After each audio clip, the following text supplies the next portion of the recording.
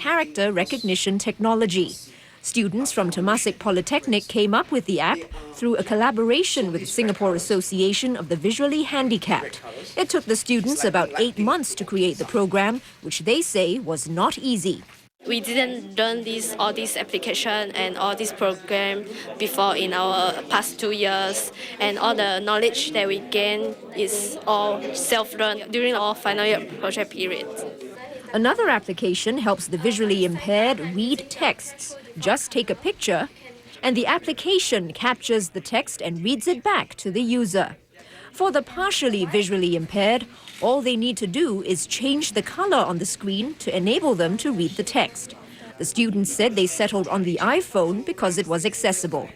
Most of the screen reader are bulky and expensive, so they cannot actually bring out to use it. So iPhone is an item that they actually carry around, so that when they go out, they want to read anything, like even the food package, the ingredient, the nutrition, wordings, everything, they can actually use it.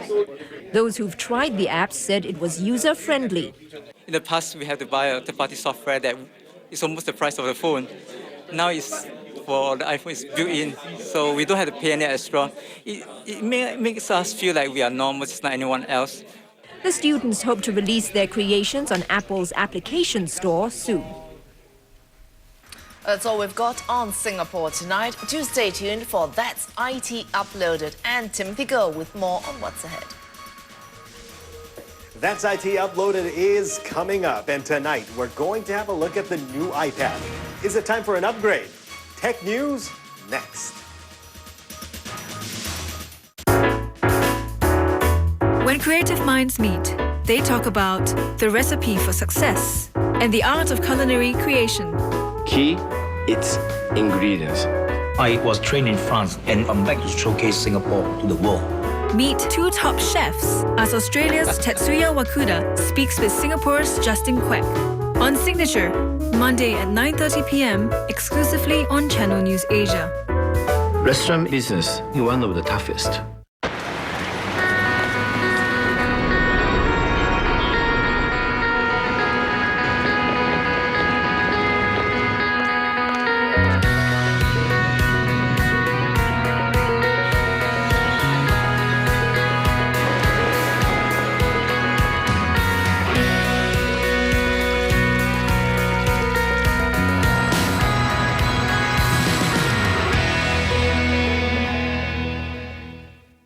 Barack Obama's re-election will be of no consequence to Asia. He's made a commitment here, he's spent time here, he's made friends here. What is his actual priority for Asia, though? Given the serious challenges that America is facing, this is the wrong time to change the captain of the ship. I don't see that President Obama is such an Asian president that it wipes out all of the other things that are pressing on his time. Bridging Asia, the Singapore debates, Tuesday at 8 p.m, exclusively on Channel News Asia.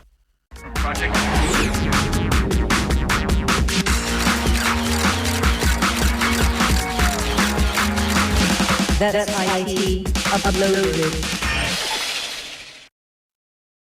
Hello everyone, I'm Timothy Go, and it is time for That's IT. Well, this year I decided not to show up at the Mobile World Congress in Barcelona, but that doesn't mean I can't tell you all about the new mobile devices that you should be getting ready for in the future. So here they are.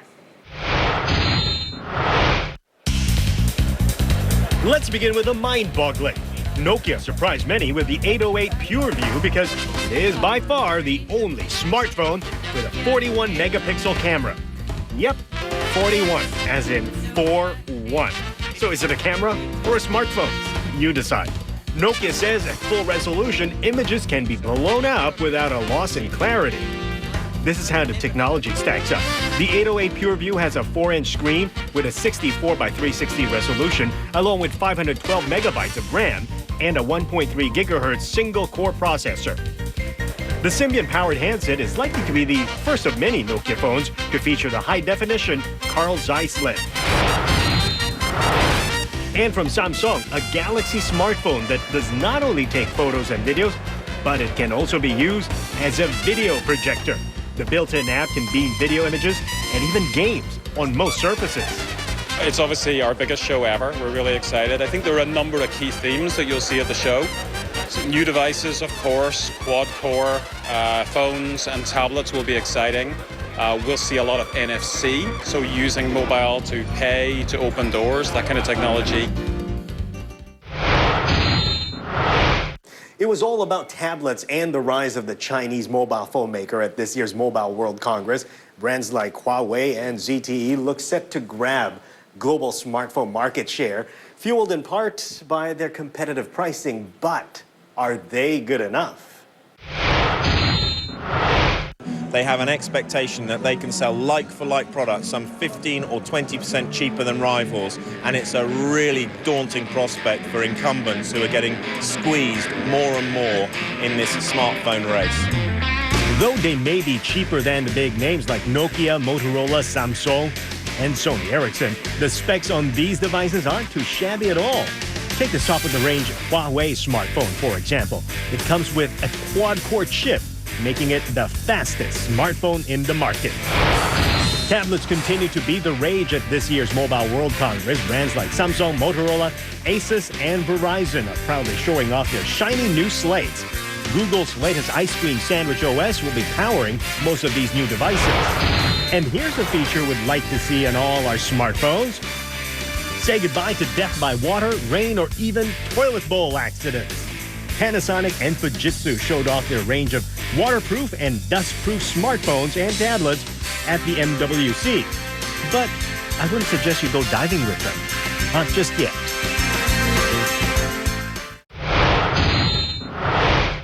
On the sidelines of the Mobile World Congress, Microsoft decided to release a version of its Windows 8 operating system for public viewing and testing, hoping that this new revamped operating system will turn around its tech fortunes.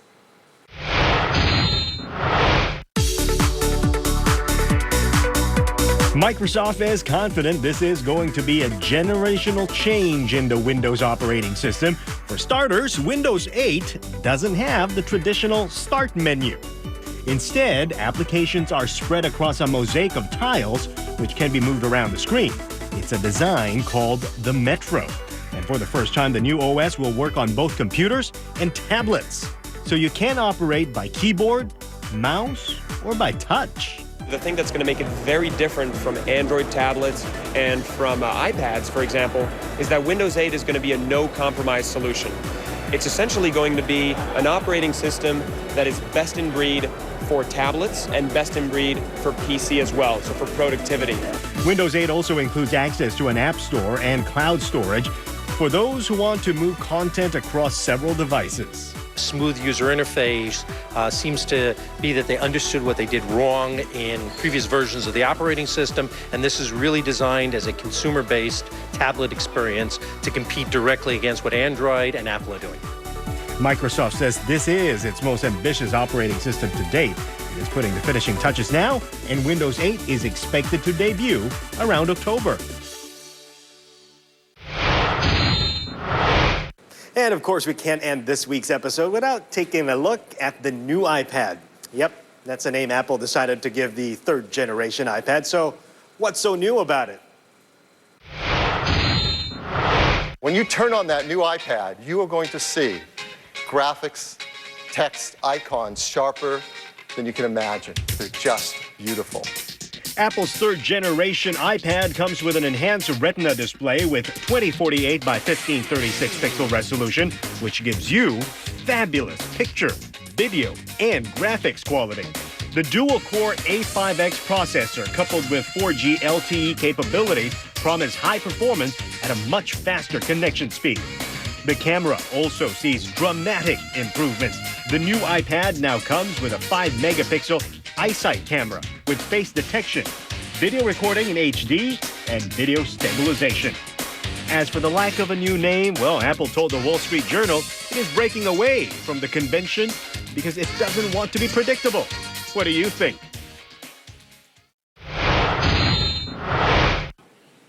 So, my one-year-old iPad 2 is now the old iPad. The question is, knowing what we know now about the enhancements in the new iPad, is it time for an upgrade? I'll leave it up to you guys to decide. That's all we have time for this week here on That's IT. Don't forget, you can always follow us on Twitter and on Facebook. I'm Timothy Go. That's it.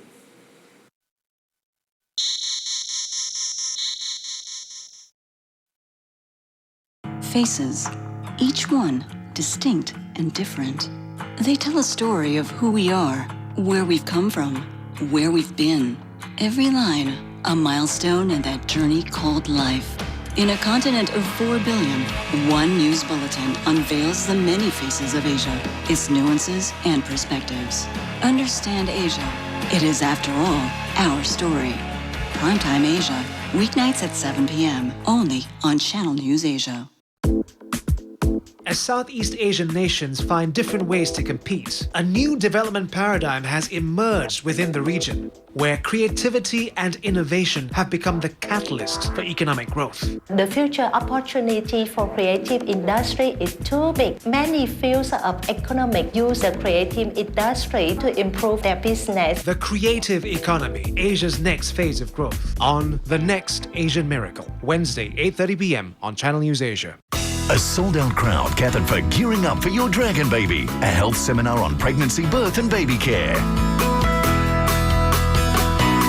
Participants spent an insightful afternoon of educational demos and lively discussions, led by 5 experts who took them through the different landmarks of pregnancy and parenthood. Every child is an individual.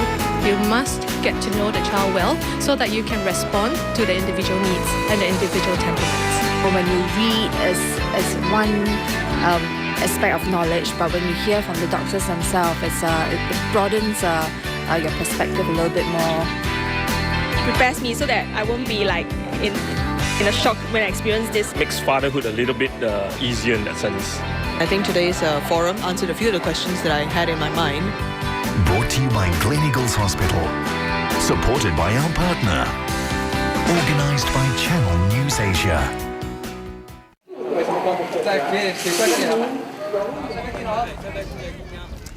Here in China, marriage is serious business. The number of billionaires here in China has more than doubled in the past 2 years. And for many Chinese singles, they are the hottest property to hitch. So for those looking for that gold mine of a partner, there's always the millionaire matchmakers to help.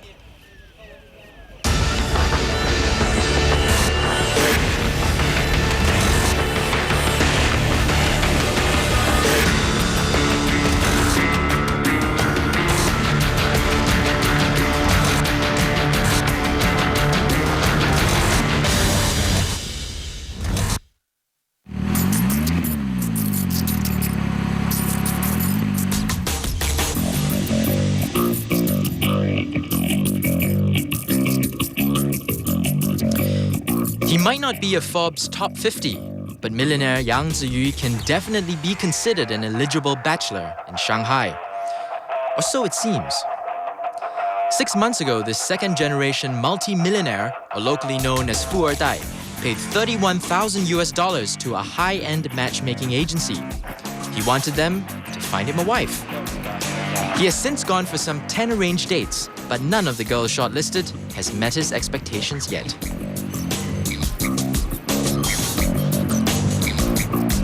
所以您找个对象的时候有什么要求呢？首先外观来看的话，中等偏上吧。然后内心来的话，各方面就是综合素质要高一点，学历不要太